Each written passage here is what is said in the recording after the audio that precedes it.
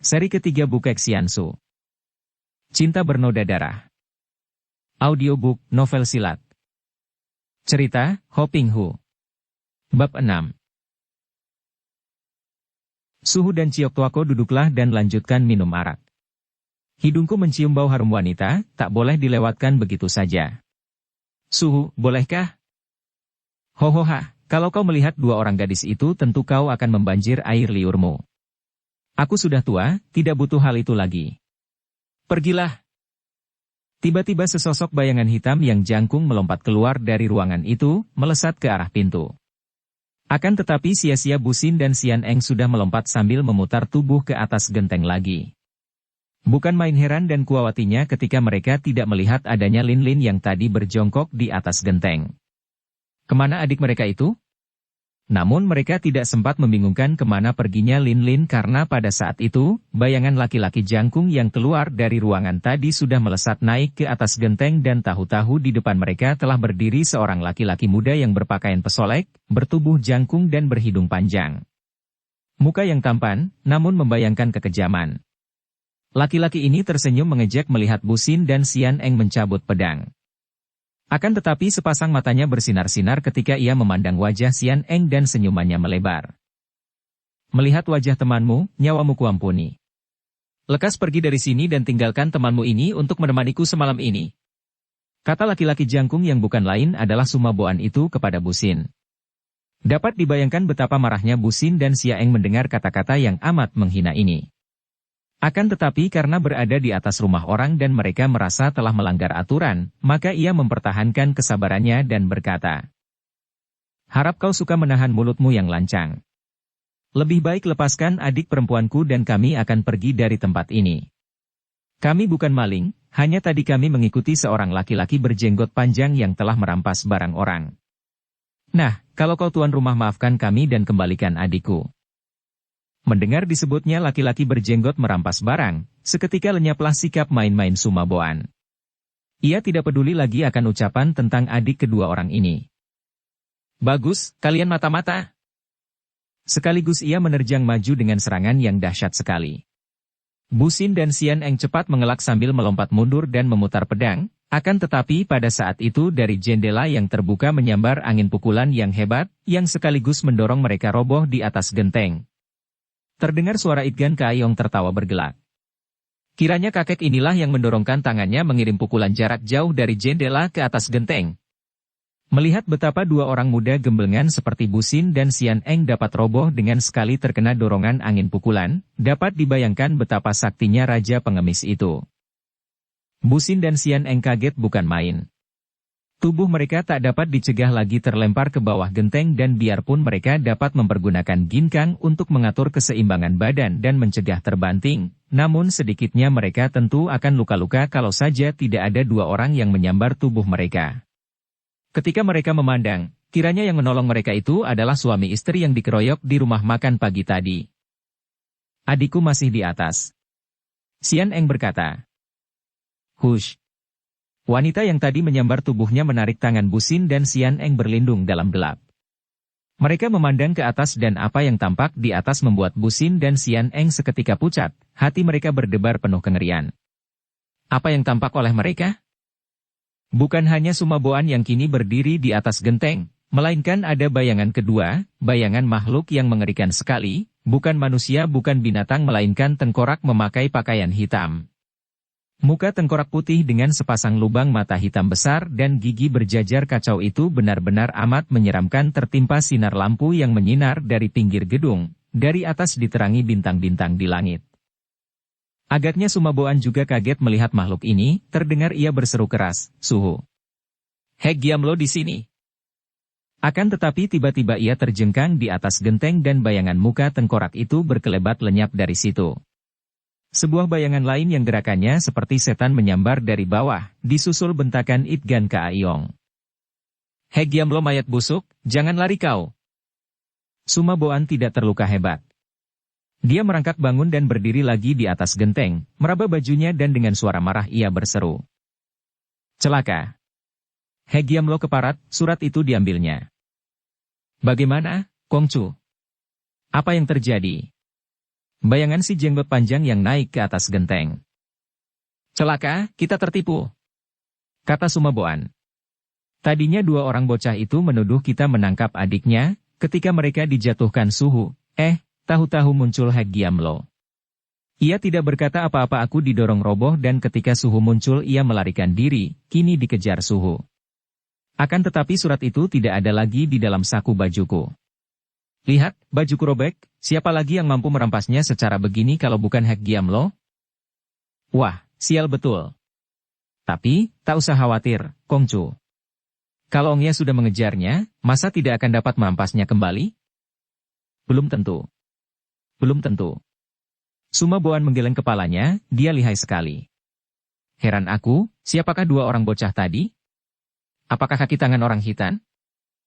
Sambil bersungut-sungut dan menyumpah-nyumpah Sumaboan melompat turun diikuti oleh si jenggot panjang, Ciok Kam, masuk ke dalam gedung. Sebentar saja para pelayan menyambutnya, keadaan menjadi ribut karena orang-orang mendengar tentang penyerbuan musuh di atas genteng. Akan tetapi, Sumaboan membentak, "Tidak ada apa-apa, mundur semua." Pelayan-pelayan itu, kecuali selirnya yang melayani minum, mundur ketakutan, kembali ke tempat masing-masing. Suami istri bersama Busin dan Sian Eng yang bersembunyi melihat semua itu. Busin dan adiknya amat bingung memikirkan Lin Lin, akan tetapi laki-laki itu berkata, "Adikmu tidak berada di dalam gedung. Tadi kami melihat dia dibawa lari Seng Jin. Lebih baik kalian lekas pergi dari sini, amat berbahaya di sini. Kami berterima kasih bahwa kalian sudah menaruh perhatian akan urusan kami. Biarpun kalian anak-anak keluarga Kam, tidak percuma kalian menjadi orang-orang dari wilayah Houhan. Nah, kita berpisah di sini." "Nanti dulu." Busin mencegah. "Siapakah Seng Jin yang membawa adik kami? Dan siapa kalian ini? Urusan apakah yang menimbulkan semua keributan ini?" Wanita itu yang menjawab kini, tersenyum duka, dituturkan tidak ada gunanya, juga tidak ada waktu. "Kau takkan mengerti, orang muda. Tentang adikmu, dia tadi dibawa Kim Lun Seng Jin, seorang sakti yang aneh. Percuma kau mencarinya, tak mungkin mengikuti jejak seorang seperti Kim Lun Seng Jin. Tentang kami. Cukup kau ketahui bahwa kami adalah orang-orang Houhan dan bekerja untuk kerajaan Houhan. Selamat tinggal, jangan lama-lama berada di sini, pergi cepat. Berbahaya." Setelah berkata demikian, suami istri itu berkelebat dan menghilang di dalam gelap. Busin dan Sian Eng saling pandang, mereka bingung sekali memikirkan tentang diri Lin Lin. Akan tetapi mereka pun tahu bahwa kepandaian mereka masih jauh daripada cukup untuk dapat mencari Lin Lin yang katanya dibawa lari Kim Lun Seng Jin. Sedangkan menghadapi si jenggot panjang dan orang muda jangkung di dalam gedung ini saja sudah terlalu berat bagi mereka, apalagi Itgan Kaiong ada di situ. Tidak ada jalan lain bagi Busin dan adiknya kecuali segera menyelinap pergi dari tempat itu, lari keluar menyelinap-nyelinap di dalam kegelapan malam. Dengan hati pepat dan gelisah mereka kembali ke kamar rumah penginapan dan alangkah heran akan tetapi juga lega hati mereka ketika mereka melihat tulisan Lin Lin di atas meja, tulisan dalam sebuah kertas berlipat yang singkat saja. "Terpaksa aku pergi dulu berpisah dengan kalian. Kakek gundul yang menolongku memaksa aku ikut dia sendiri saja. Akan tetapi dia baik dan bilang bahwa dia dapat membawaku ke tempat pembunuh orang tua kita." Busin menarik napas panjang, lega hatinya. Tentu yang dimaksudkan di dalam surat, yang disebut oleh Lin Lin kakek gundul. Itu adalah Kim Lun Seng Jin yang tadi diceritakan oleh suami istri dari Houhan. Ia tersenyum geli. Kakek gundul yang bernama Kim Lun Seng Jin boleh saja disebut aneh, akan tetapi kakek itu akan ketemu batunya. Kalau melakukan perjalanan bersama Lin Lin. Adik angkatnya ini kadang-kadang mempunyai perangai yang luar biasa sekali, sukar dikendalikan, aneh dan tentu kakek gundul itu akan menjadi banyak pusing olehnya. Dia diberi petunjuk orang sakti akan jejak musuh besar kita, baik sekali. Mudah-mudahan dia berhasil dan selamat. Katanya sambil merobek-robek surat itu. Kita sendiri bagaimana, Sinko? Kemana kita harus mencari atau mengikuti Lin Lin? Dia sendiri saja kalau sudah minggat mana kita mampu mengejarnya, apalagi sekarang bersama seorang sakti. Kita tidak perlu mencarinya, kita melanjutkan perjalanan ke kota raja. Agaknya akan lebih baik kalau kita mencari kakak Busong lebih dulu, karena sebagai seorang yang lama tinggal di kota raja, tentu dia mempunyai banyak pengalaman dan akan dapat memberi petunjuk kepada kita. Demikianlah, pada keesokan harinya, pagi-pagi sekali Bu Xin dan Xian Eng sudah meninggalkan kota Anshui, menuju ke kota raja. Apakah yang terjadi dengan Lin Lin? Gadis remaja ini mengalami hal yang amat luar biasa. Seperti kita ketahui, ketika Bu Xin dan Xian Eng mengintai ke dalam ruangan gedung itu dengan cara menggantungkan kaki dengan kepala di bawah, Lin Lin berjongkok di atas genteng sambil melihat kedua saudaranya itu. Kaget ia ketika melihat Bu Xin dan Xian Eng berloncatan ke atas kemudian kedua orang itu roboh ke bawah genteng. Akan tetapi, selagi ia kebingungan dan khawatir, tiba-tiba serangkum angin pukulan yang dilontarkan oleh Itgan Kaiyong menyerangnya, membuat dia terlempar dan tentu ia pun akan terguling roboh ke bawah kalau saja tidak terjadi hal yang amat aneh. Ia tidak tahu mengapa dan bagaimana, akan tetapi tubuhnya yang sudah terjengkang itu tiba-tiba dapat terapung ke atas, lalu tubuhnya itu seperti dibawa angin terbang melalui genteng, cepat bukan main. Tentu saja ia takut sekali dan berusaha memulihkan keseimbangan tubuhnya agar kalau jatuh ke bawah tidak terbanting, namun ia sama sekali tak dapat menggerakkan kaki tangannya dan ia terbang dengan tubuh telentang. Kalau ia tidak mengalami sendiri, tentu ia tidak akan mau percaya bahkan pada saat itu ia mengira bahwa ia sedang mimpi. Entah berapa lama ia berada dalam keadaan melayang ini, namun ia merasa bahwa ia diterbangkan tubuhnya dan ketika kedua kakinya menginjak tanah, ia telah berada di luar kota Anshui. Hehehe, untung kau tidak menjadi korban Itgan Kaiyong. Terdengar suara terkekeh bicara. Lin Lin membalikkan tubuh, ke kanan-kiri, memutar tubuh melihat ke sekelilingnya. Akan tetapi tidak tampak seorang pun manusia. Bulu tengkuknya mulai berdiri dan kedua lututnya gemetar. Ia seorang gadis yang tabah dan menghadapi siapapun juga ia takkan mundur, takkan mengenal takut. Namun kejadian kali ini membuat ia yakin bahwa ia sedang diganggu iblis dan dongeng-dongeng tentang iblis yang pernah ia dengar membuat ia ketakutan. Siapa aku? Aku siapa? Hehe, aku sendiri tidak kenal siapa aku ini dan dari mana asalku, apalagi kau bocah ingusan. Hehehe. Aku dan kau sama saja. Suara itu tepat di belakangnya, maka secepat kilat Lin Lin memutar tubuh dengan gerakan Hekian Tiawai, burung walet sabet buntut. Gerakannya cepat bukan main dan ia sengaja mengerahkan ginkangnya. Akan tetapi, kembali ia hanya melihat tempat kosong, tidak ada bayangan, apalagi orangnya. Hehehe, siapa aku? Siapa aku? Hayo cari dan tebak, di mana dan siapa aku, hehehe. Suara itu tertawa-tawa geli seperti seorang kanak-kanak bermain kucing-kucingan. Panas juga dada Lin Lin. Ia yakin sekarang bahwa yang bicara itu tentu seorang manusia biasa, biarpun seorang manusia yang memiliki kepandaian yang luar biasa. Masa aku tidak dapat mencarimu? Demikian pikirnya dengan gemas. Cepat ia melompat lagi, berputaran dan mengeluarkan kepandaiannya untuk membalik sana berputar sini, lari berputaran seperti kitiran cepatnya. Namun tak pernah ia dapat melihat bayangan di sekeliling dirinya, padahal suara itu terus-menerus berbunyi, tertawa-tawa di belakang, kanan dan kirinya. Hehehe.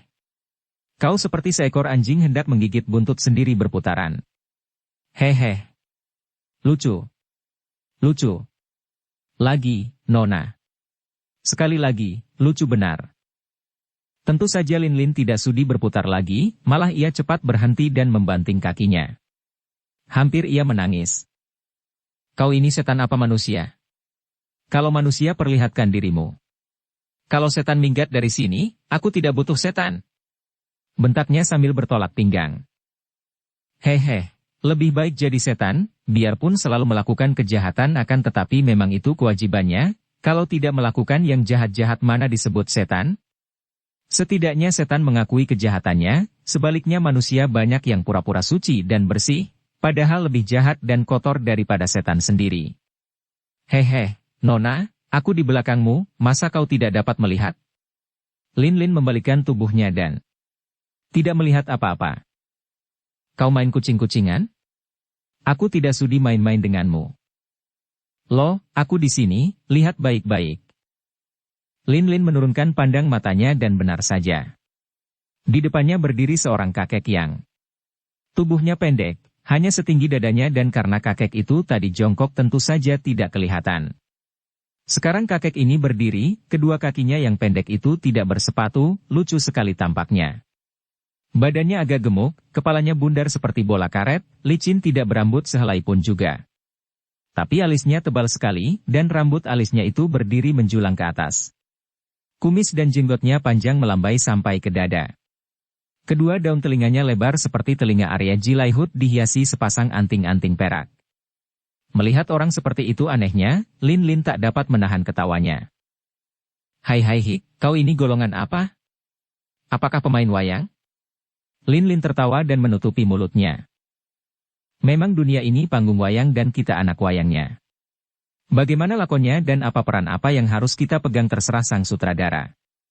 Hehehe, dan agaknya sang sutradara menghendaki supaya aku menjalankan peran menolong kau dari ancaman Itgan Kaiong si pengemis busuk. Kakek pendek, bagaimana kau tadi bisa membawa aku terbang? Dan bagaimana kau tadi bisa menghilang? Aku sudah belajar ilmu ginkang bertahun-tahun akan tetapi belum ada sekuku hitam dibandingkan dengan gerakanmu. Apakah kau tadi menggunakan ilmu sihir? Hehe, bocah nakal seperti kau ini, baru belajar jalan sudah berani mendaki gunung menyeberangi lautan. Aku tanggung, dengan kepandaianmu yang baru kelas 0 itu, kau akan selalu bertemu bahaya dan akhirnya kau akan roboh. Gerakanmu masih begitu kaku dan lambat, kau namakan itu ilmu ginkang. Hoheho, lucu amat. Panas perut Lin Lin, bibirnya cemberut, matanya bersinar marah. Akan tetapi kakek itu malah tertawa-tawa, memegangi perut dan berjingkrakan seperti tak dapat menahan lagi kegelian hatinya. Dan pedang itu. Hehehe, bawa-bawa pedang macam itu untuk apa? Apakah untuk mengiris bawang ataukah untuk menyembelih ayam? Hehe, untuk itu pun kurang tajam, baiknya untuk menakut-nakuti tikus. Hehe, kau takut tikus, kan? Lin Lin membanting kakinya. Kakek pendek, cebol, gundul pacul. Sudah tua ompong masih sombong. Kakek itu tiba-tiba meringis, memperlihatkan isi mulutnya. Hebat giginya berderet rapi seperti gigi Lin Lin sendiri. Kau lihat, siapa ompong? Gigiku tidak kalah dengan gigimu. Hayo kau meringis, kita lihat gigi siapa lebih putih, lebih mengkilap. Geli juga hati Lin Lin. Memang gadis ini pun wataknya aneh, mudah marah, mudah gembira. Mudah menangis, mudah tertawa. Melihat betapa kakek itu meringis memamerkan giginya, mau tidak mau ia tertawa juga. Ih, jijik ah. Gigimu kuning-kuning begitu. Masa? Ah, mana bisa. Sedikitnya 2 kali sehari kugosoki dengan bata. Kau bohong. Tampak oleh Lin Lin kakek itu mengulur tangan kepadanya. Ia cepat melangkah mundur, akan tetapi tahu-tahu gelung rambutnya sebelah kiri yang terbungkus sutera itu terlepas karena tusuk kondenya dari perak telah berada di tangan kakek itu. Untuk apa kakek itu merampas tusuk kondenya? Untuk bercermin. Bunga perak pada tusuk konde itu sebesar kuku jari dan kakek itu berusaha untuk bercermin memeriksa giginya dari pantulan sinar bintang yang menimpa bunga perak. Tentu saja hasilnya sia-sia. Diam-diam Lin Lin terkejut bukan main. Bagaimana kakek itu dapat merampas tusuk kondenya sedemikian cepatnya sehingga sama sekali tidak terasa olehnya? Terang bahwa kakek ini memiliki kesaktian yang hebat. Kalau saja mau menurunkan kepandaian itu kepadanya. Kek, mengapa kau menolong aku dari tangan Itgan Kaiong? Mau apa kau membawa aku ke sini? Akhirnya dia bertanya. Kakek itu mengomel, gigiku putih. Tidak kuning. Mengapa kau menolong aku? Siapa bilang gigiku kuning? Memalukan. Kakek itu bersungut-sungut. Lin Lin hendak marah, akan tetapi melihat sikap kakek itu seperti seorang anak kecil merajuk, ia tertawa lagi. Memang gigimu putih, siapa bilang kuning? Dan kau percaya? Ih, bodohmu sendiri mengapa percaya? Gigimu putih seperti kapur. Kakek itu nampak girang. Kapur memang putih sekali, maka ia girang mendengar ucapan ini. Tangannya bergerak dan sinar putih berkelebat menyambar ke arah kepala Lin Lin.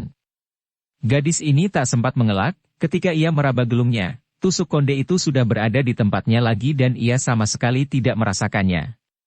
Makin kagum hatinya. Kek, kenapa kau menolongku dan mau apa kau membawa aku ke sini? Karena kau cantik, seperti anakku dahulu. Rasa haru sejenak menyelinap di hati Lin Lin. Di mana? Di mana, ya. Sang sutradara sudah lama membebaskannya daripada tugas di panggung wayang. Dia tidak main lagi.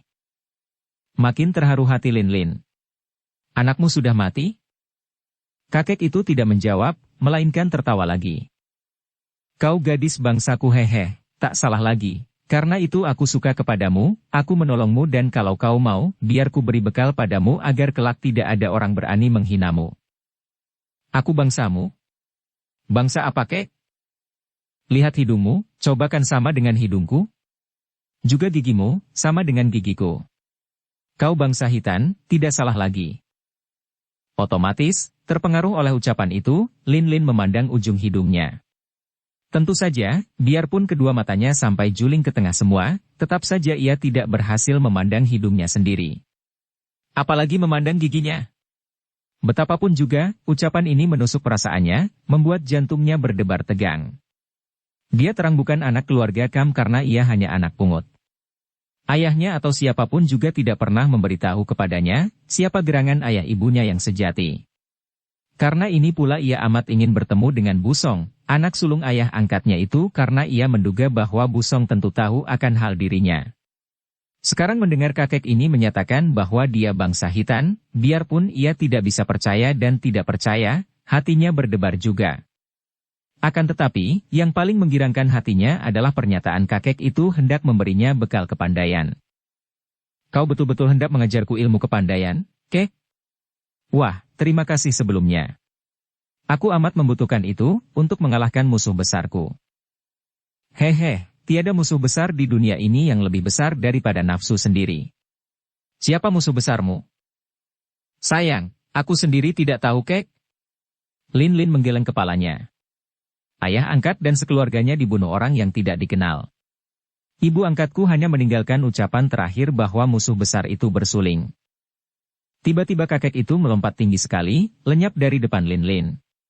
Ketika Lin Lin mendongak dan hendak memanggil, tubuh pendek itu melayang turun dari atas dan sudah berdiri di depannya lagi. Suling emas? Suling emas membunuh orang tuamu? Siapa orang tuamu? Orang tua angkat, kek. Ayah angkatku namanya Kam Siek. Hahaha, Kam Siek Jenderal Houhan. Kau kenal ayah angkatku, kek? Kakek itu menggeleng kepalanya. Alisnya yang amat tebal itu berkerut dan bergerak-gerak. Bibirnya juga bergerak-gerak, lalu terdengar kata-katanya. Aneh tapi nyata. Mungkin sekali suling emas. Jantung Lin Lin berdegupan. Apa? Musuh besarku betul suling emas itu, kek? Kau tahu di mana dia? Kalau betul dia, akan kuajak bertanding mengadu nyawa. Seketika kakek itu memandang kepadanya seperti terkejut, kemudian ia tertawa terkekeh-kekeh sambil memegangi perutnya, terbungkuk-bungkuk saking kerasnya ia tertawa. Lin Lin marah. Apa yang lucu? Jangan menertawai aku, kek.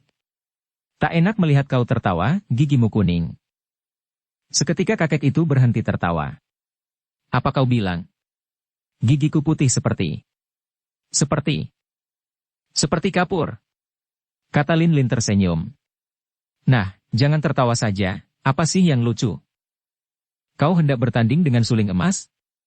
Aha, biar kau peras dan kuras habis kepandaianmu, belum tentu kau bisa menang. Tidak peduli. Aku akan menemuinya. Bawa aku kepadanya, kek, dan kau tentu suka membantuku kalau aku kalah. Kan hidung dan gigi kita sama, bukan?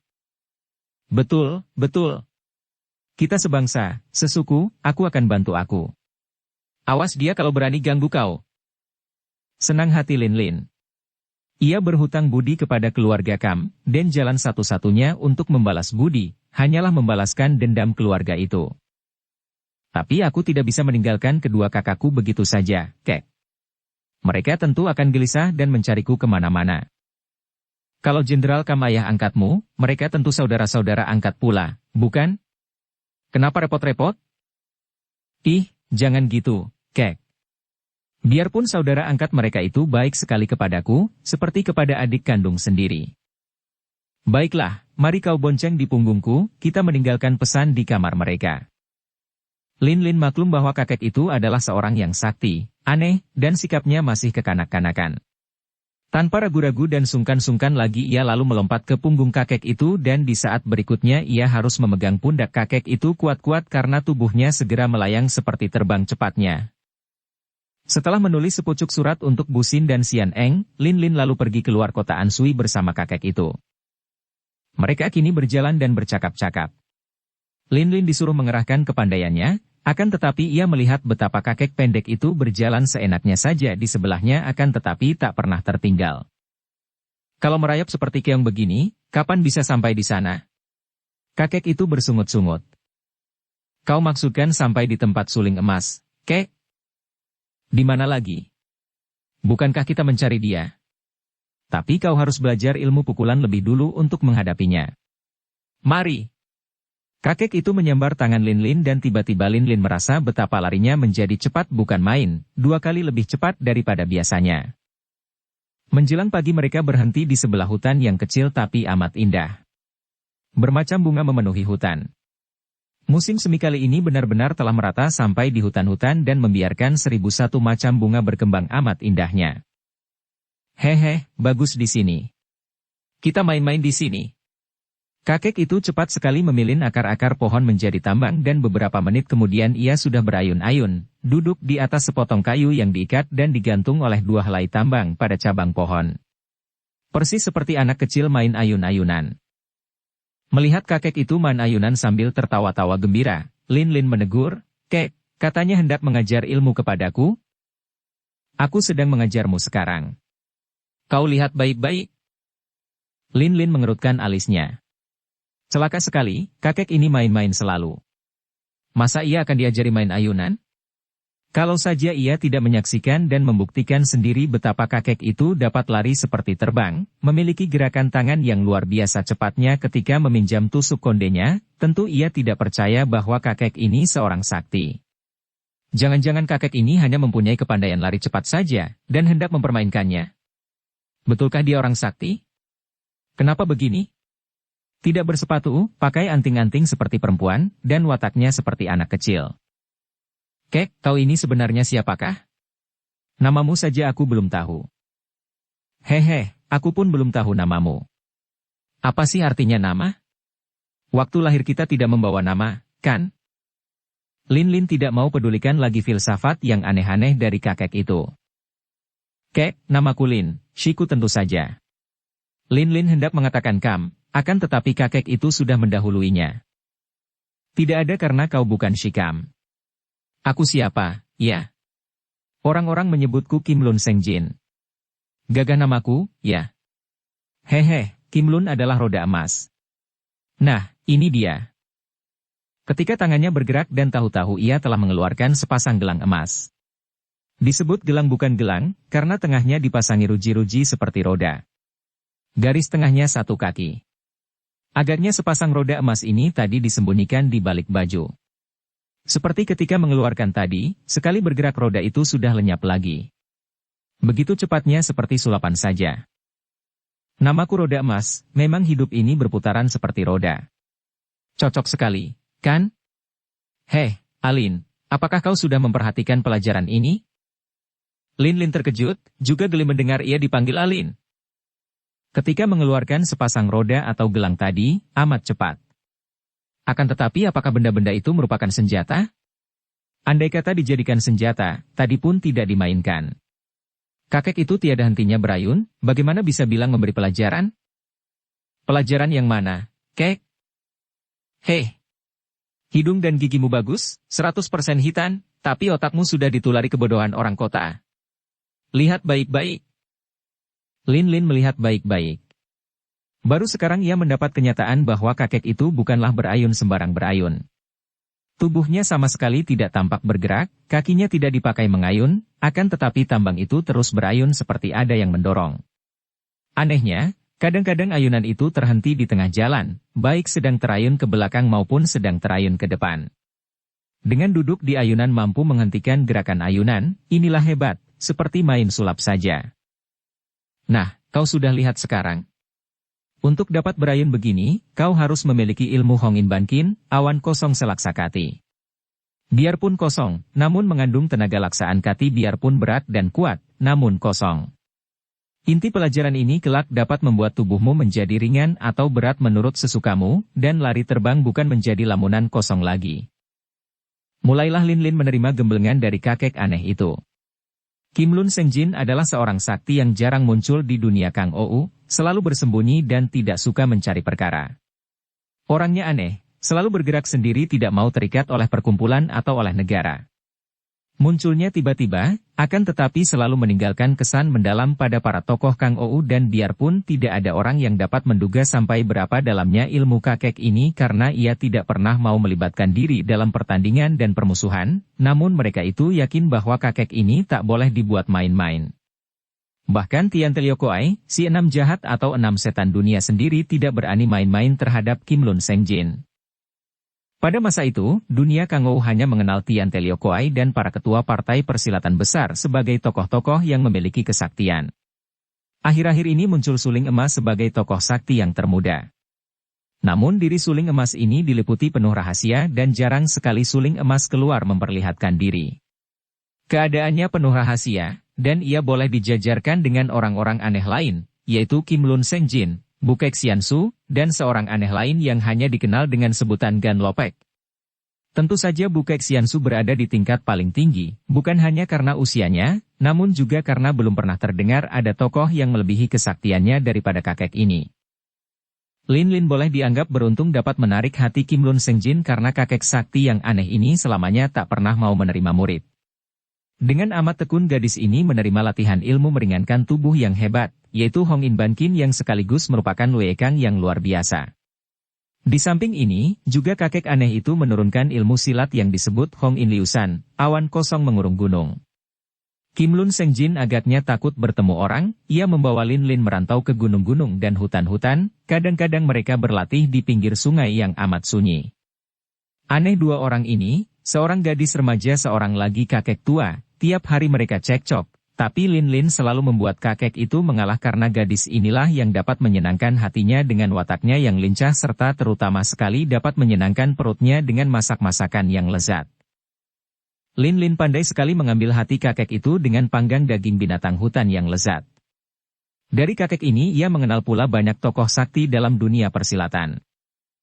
Ternyata Kim Lun Sengjin amat luas pengetahuannya dalam dunia Kang Ou. Ia mengenal semua tokoh, malah ia mengenal pula ayah Lin. Beberapa kali Lin bertanya tentang ayahnya, dan baru pada saat Lin memanggang daging kelinci yang amat gurih baunya, kakek itu memenuhi jawaban pertanyaan ini. Kambuan Sui? Heh, ayah angkatmu itu seorang yang keras hati, seorang prajurit sejati yang jujur dan setia. Kejujuran dan kesetiaannya ditambah kekerasan hatinya itulah yang membuat ia dipandang orang, kepandaiannya sih tidak ada artinya. Akan tetapi ia pernah menggemparkan dunia Kang Ou ketika ia dahulu berhasil mencuri hati Liu Luxian, seorang gadis sakti yang berjuluk Tok Xiao Kui, setan cantik beracun. Lalu bagaimana, kek? Tanya Lin, dapat menduga bahwa Tok Xiao Kui Liu Luxian ini tentulah ibu busong yang oleh Kui Lan Nikou disebut wanita dari golongan hitam yang telah bercerai dari ayah angkatnya. Entah bagaimana selanjutnya aku tidak dengar lagi. Akan tetapi perkawinan mereka menggemparkan. Setan cantik itu adalah anak seorang kepala agama bengkau yang amat sakti, seorang berpengaruh besar sekali dan masih ada hubungan keluarga dengan raja-raja di Nancao, Yunnan Barat. Liu Gan, seorang sakti ini, tidak setuju putrinya menikah dengan ayah angkatmu, akan tetapi karena Liu Luxian amat keras hati dan nekat, orang tua itu pun tak dapat berbuat apa-apa. Akan tetapi kudengar hubungan antara ayah dan putrinya ini menjadi putus. Selanjutnya entah. Lin tahu selanjutnya. Liu Luxian melahirkan seorang putra, yaitu yang bernama Kambu Song dan yang sekarang sedang ia cari, dan Liu Luxian telah bercerai dari ayah angkatnya. Di mana sekarang adanya Liu Luxian dan ayahnya yang bernama Liu Gan itu, kek? Heh, mana aku tahu? Bukankah Liu Luxian itu ibu angkatmu? Bukan. Dia sudah bercerai lama sekali, meninggalkan seorang putra yang sekarang pergi pula, entah kemana. Kalau ada orang yang amat benci ayah, agaknya Liu Gan itu, kek. Di mana dia sekarang? Mana aku tahu? Dia orang yang amat tinggi kedudukannya. Kemudian ia menghilang, tidak ada kabarnya lagi.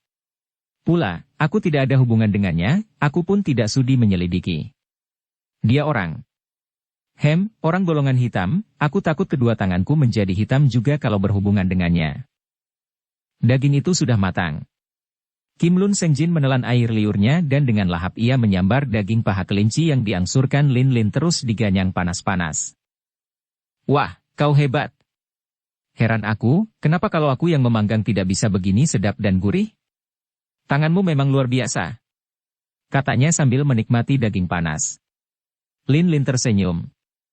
Bukan tangannya yang membuat daging itu menjadi sedap dan gurih, melainkan garam dan bumbu, terutama daun harum dan kayu manis yang ia dapatkan di hutan itu, yang ia pergunakan sebagai bumbu. Agaknya kakek yang pandai makan ini tidak pandai masak, buta akan rahasia bumbu masak. Aku sudah masak senak-enaknya untukmu, tapi apa balasanmu?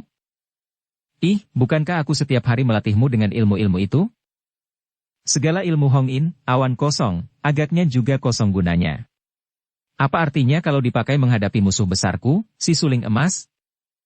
Kakek itu mencak-mencak, tapi masih menggerogoti daging. Kau pandang rendah sekali, ya? Hendak kulihat, kalau suling emas mampu menangkapmu, aku berani mempertaruhkan kedua mataku. Jangan kau main-main, bocah nakal. Dengan Hong In Bankin sudah terlatih sempurna, biar Itgan Kaaiong takkan mampu mengejarmu, tahu? Jadi, aku hanya akan mampu melarikan diri saja? Kau melatihku untuk berlari-lari menyelamatkan diri kalau bertemu orang sakti? Apa kau kira hal itu tidak perlu? Itulah yang paling penting, menyelamatkan diri lebih dulu. Apa artinya pandai memukul orang kalau akhirnya kita pun kena pukul mampus? Ilmu pukulan Hong In Liusan itu, jangan kau pandang ringan. Dengan mempelajari ini, sekarang kepandaianmu sudah lipat menjadi 10 kali daripada yang sudah-sudah, kau tahu? Tentu saja Lin Lin tidak percaya akan hal ini, akan tetapi diam-diam ia girang juga. Apa kau kira sekarang aku sudah dapat melawan suling emas? Kim Lun Sengjin membelalakan kedua matanya dengan alis diangkat. Enak saja bicara. Melawan segala macam penjahat masih boleh, tapi menghadapi dia.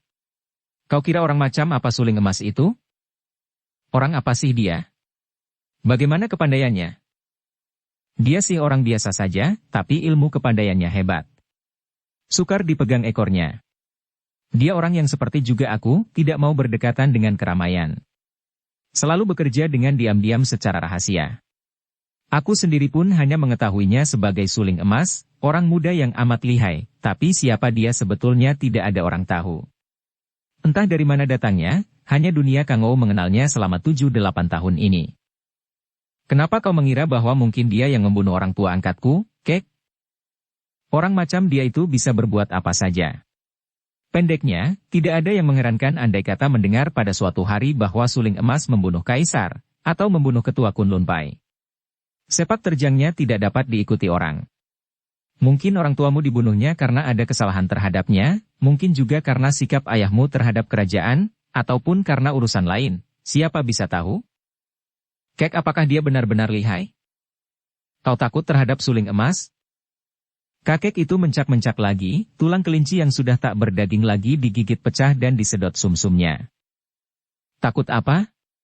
Kim Lun Sengjin tidak pernah mengenal takut. Kalau begitu kau berani melawannya. Kau dan dia siapa lebih lihai, Kek? Apa kau bisa menangkan dia? Jangan kau kira bisa mengadu aku dengan suling emas. Tentu saja kalau dia mengganggumu, aku akan turun tangan. Akan tetapi aku tidak bisa memastikan apakah aku akan menang. Betapapun juga saat ini ingin aku mencoba kepandaiannya. Kalau begitu, mari cepat kita mencarinya di kota raja, Kek. Kau bilang dia berada di sana, bukan? Kira-kira begitulah. Akan tetapi orang macam dia memang sukar diikuti bayangannya. Kita lihat saja nanti, di kota raja kita dapat mencari keterangan tentang dia. Sebaiknya kau melatih lagi ilmu pukulan itu. Demikianlah, sambil melakukan perjalanan mencari suling emas, Lin Lin terus dilatih ilmu silat oleh Kim Lun Sengjin dan tanpa disadarinya sendiri kepandaian Lin Lin meningkat dengan cepat. Gadis ini sama sekali tidak sadar bahwa Kim Lun Sengjin sengaja mengambil jalan memutar, melalui gunung-gunung dan hutan-hutan sehingga waktu yang mereka pergunakan untuk sampai di kota raja menjadi 5 kali lebih panjang, perjalanan menjadi amat jauh dan sukar. Kakek ini sengaja berbuat demikian karena ia ingin melihat Lin Lin dapat melatih diri sampai matang dalam ilmu silat itu sehingga keselamatan Lin Lin dapat terjaga. Seringkali, di waktu mereka tidur dalam hutan, kakek itu duduk dan memandang wajah Lin Lin sampai berjam-jam. Kakek itu menarik napas panjang dan menggeleng-geleng kepala. Serupa benar. Serupa benar. Kita tinggalkan dulu Lin Lin yang melakukan perjalanan bersama Kim Lun Seng Jin dan mari kita menengok keadaan Bu Xin dan Xian Eng. Kakak beradik ini juga cepat meninggalkan Ansui, menuju ke kota raja untuk mencari kakak mereka yang selamanya belum pernah mereka lihat, seorang yang bernama Kam Bu Song. Dua orang ini melakukan perjalanan dengan cepat, akan tetapi sekarang jauh berkuranglah kegembiraan mereka di perjalanan setelah Lin Lin tidak berada di dekat mereka. Malah keduanya agak muram wajahnya, karena biarpun Lin Lin hanya seorang adik angkat, namun mereka amat mengasihinya. Terutama sekali Bu Xin selalu berkerut keningnya. Dia adalah saudara tertua dan dialah yang merasa bertanggung jawab atas keselamatan Lin Lin. Sekarang gadis itu pergi tanpa diketahuinya kemana. Kalau sampai terjadi sesuatu yang tidak baik, bukankah dia yang bertanggung jawab dan pula dia yang kelak disalahkan, baik oleh kakak tirinya, Kam Bu Song, maupun oleh bibi gurunya yaitu Kui Lan Niko. Akan tetapi teringat akan bunyi surat yang ditinggalkan Lin Lin di kamar penginapan, dan mengingat akan pesan suami istri Ho Han itu yang menyatakan bahwa Kim Lun Seng Jin adalah seorang sakti, hatinya menjadi agak lega. Kota raja kerajaan Sung tidak jauh lagi dan dengan melakukan perjalanan cepat, dalam waktu sepekan saja Bu Xin dan Xian Eng sudah memasuki kota raja. Ketika masih tinggal bersama ayahnya di pegunungan Chinlingsan di Dusun Tingchun sebelum ayahnya tewas, bekas Jenderal Kam seringkali mendongeng kepada 3 orang anaknya tentang keadaan kota raja yang amat ramai dan indah. Memang dahulu, Jenderal Kam Siek biarpun bertugas di Shanxi, namun ia adalah seorang pejabat pemerintah kerajaan Sung karena pada masa itu, kerajaan Ho Han belum bangkit dan wilayah Shanxi masih termasuk wilayah Sung. Bersambung ke bab 7. Dukung kami dengan subscribe, follow, like, komen dan share. Terima kasih.